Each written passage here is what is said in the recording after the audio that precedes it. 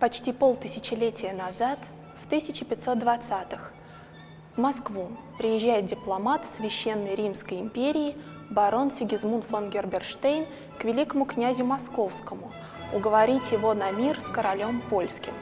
Посольство терпит неудачу, барон отправляется к себе на родину, а по возвращении пишет целый роман путешествия «Записки о Московии», где приоткрывает западноевропейскому читателю завесу тайны неведомой Руси. Этнограф и социолог своего времени зорким глазом наблюдает за бытом, укладом, верованиями и обычаями московских жителей. Недалеко от Кремля есть обширный, обнесенный стенами дом, называемый двором господ купцов. Там живут купцы и хранят в лавках свои товары. Там перец, шафран, шелковые материи.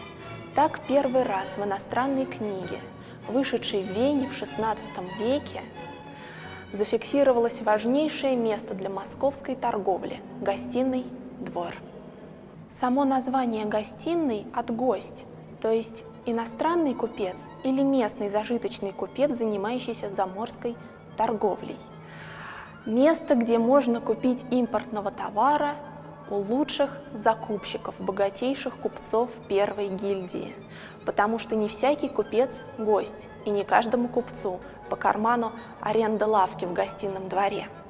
Гостиный двор обозначался на планах и картах Москвы как место, где можно остановиться заезжему гостю, а еще как место для хранения транспорта. Это очень удобно. И торговля, и жилье, и парковка – все под одной крышей.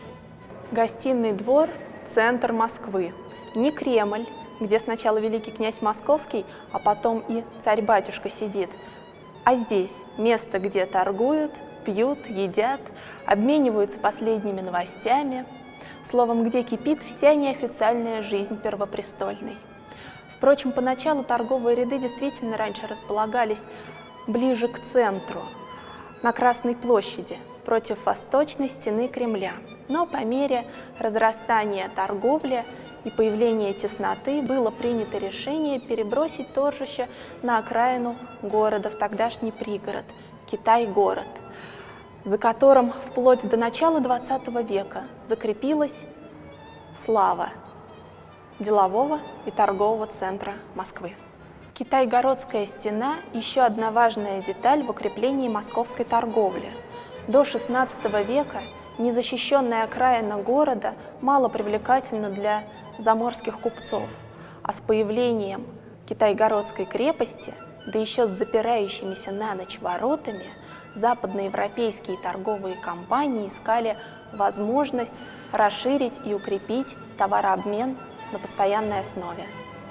Старый гостиный двор – это несколько деревянных построек, занимавших целый жилой квартал от Ильинки до Варварки. Торговые ряды эти неоднократно страдали от многочисленных московских пожаров, и начиная с XVII века было выстроено каменное здание, называемое Новым гостиным, воротами, выходящими на Варварку. Там же, наряду с лавками, поселилась и таможня. Новый гостиный двор, по отзывам иностранцев, был наилучшим зданием во всей Москве. Имел он вид четырехугольника, содержал в себе 166 торговых помещений, длина его по Ильинке составляла 50 сажен, это почти 100 метров, по Рыбному и Хрустальному переулку 60 сажен, это чуть больше 100 метров. Обнесен он был высокими побеленными стенами с воротами, над которыми возвышалась восьмиугольная башня с маленькими шатрами по бокам. Здание пестрело изразцами, крашено было яркими красками, а саму башню венчал большой позолоченный орел весом в 20 пудов. По улицам и переулкам к новому гостиному примыкали лавки. Со стороны Ильинки их была 31, а со стороны Рыбного переулка 10 погребов, 10 лавок и 6 харчевин. Внутри же здания 21 жилая палата и 2 колодца. Целый небольшой городок в тогдашнем пригороде Москвы. А еще в гостином открылась первая общедоступная аптека по указу царя Алексея Михайловича. Продавать из нее спирты, водки и всякие лекарства людям по указной книге. И звалась она Нижней казенной аптекой и располагалась в палатах на углу Ильинки и Рыбного переулка.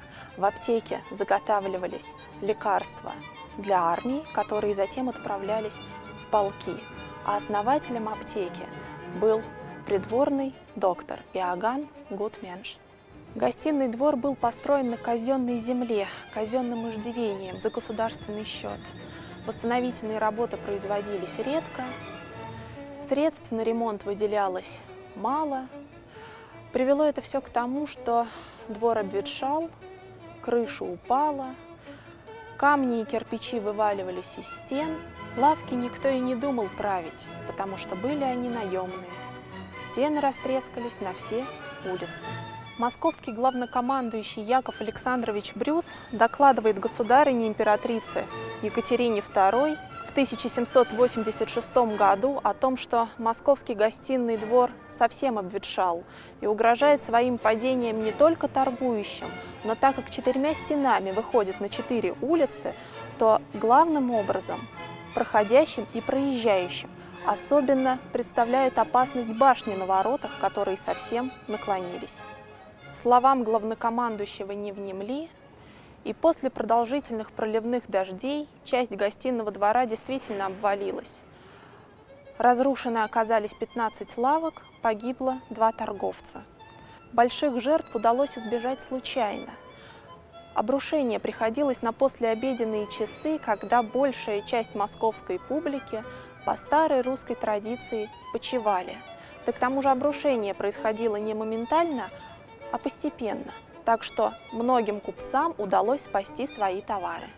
В том же году Екатерина II распоряжается построить новое здание гостиного двора. Остатки старого и землю под ним продают с аукциона по частям, выручает за все это солидную сумму, и новое здание становится коллективной собственностью купцов-застройщиков. Государственная казна в строительстве почти не участвует. Спустя 3 года московский главнокомандующий получает проект здания главного архитектора двора Ее Величества Джакомо Кваренги. Автор проектов постройки иностранной коллегии Эрмитажного театра Академии наук в Петербурге теперь в Москве строит главный торговый центр экс-столицы. Строгий классицизм, характерный для екатерининской эпохи, с его четкими прямыми линиями и острыми углами, захвативший весь Петербург, теперь пробирается и в Москву. Его воспоет поэт-оттепельник Белла Ахмадуллина в своих стихах, рассуждающий о творческом даре своей лирической героини, парящей в облаках. А далее летите вверх и вниз, в кровь разбивая локти и коленки, о снег, о воздух, об углы Кваренги. Но для узких улочек Москвы, в противовес широкому проспектному Петербургу, Кваренги скругляет углы своего здания, делая его визуально более миниатюрным. Произведение искусства, воздвигнутое, открывшее свои двери в 1805-м, уже в 1812-м сгорает дотла, гибнет от пожара. Из воспоминаний французского офицера Пьона де Лаша. Хозяин дома, в котором мы остановились, вдруг вошел, говоря: «Ах, господа, какое несчастье! Ряды горят!» Изначально французы думали, что горит только несколько лавок, но потом оказалось, что пламень охватил всю Москву. Гостиный двор был похож на исполинскую печь, из которой вырывались клубы дыма и языки пламени. Это был акт самосожжения. Говорят, что Москва горела, начиная именно с гостиного двора. Так в отроческом возрасте, 7 лет, погибает детище великого итальянского мастера. Восстанавливать центр города после войны, в том числе разрушенный гостиный двор, было поручено комиссии построения Москвы под руководством Осипа Ивановича Баве. На плечи Баве легло гигантское дело возрождения мертвого города. Так, с глубочайшим уважением об архитекторе-труженике отозвался художник Игорь Грабарь. Новый гостиный двор открывает двери для посетителей в 1839 году. Теперь это цельная застройка с большим внутренним двором для разгрузки и погрузки товаров. Товарообмен проходил в торговых помещениях каждый из которых имеет отдельный выход на улицу. В середине XIX века обществом владельцев гостиного двора был подписан устав по поддержанию здания в приличном виде и едином стиле согласно проекту.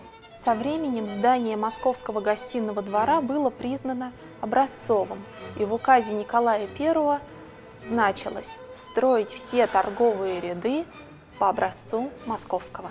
XIX век – век пассажей.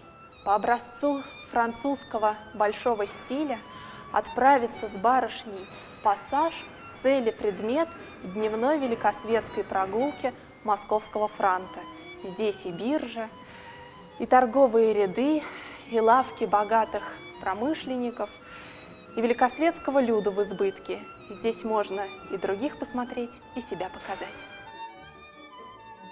События XX века не самым лестным образом отражаются на истории гостиного двора. В 1917 году торги закрываются, а сам он исчезает из планов и справочников Москвы. Внутри здания перестраивается под конторы и офисы. Теперь это не торговые ряды, а комнатки и ячейки, объединенные коридорной системой. В годы Великой Отечественной войны гостиный двор, как и полагается старому москвичу, герой своего города. В нем небольшой кирпичный завод и бомбоубежище. А в остальные советские годы Мосгорреклама, объединение Автодор, отделение Союз учет издата, Мосстроя и Роскультторга – вот главные соседи и жильцы гостиного двора. Арендаторы сменяли друг друга часто. Кто-то уезжал очень быстро, кто-то оставался надолго. Реставрационных работ, так же как и централизованного ремонта, не проводилось. Всяк делал косметический ремонт только на своей территории. Фундамент разрушался, часть его оказалась подмыта грунтовыми водами, здание начало проседать. И только в 1995 году начинается масштабная реконструкция Московского гостиного двора. Пережив полчища пожаров, войны и революции, продолжает возвышаться он на месте своего былого величия, охраняя старый, милый, чудный район Китай-города, который, несмотря на своего высокого потомка, продолжает оставаться негласным московским сити.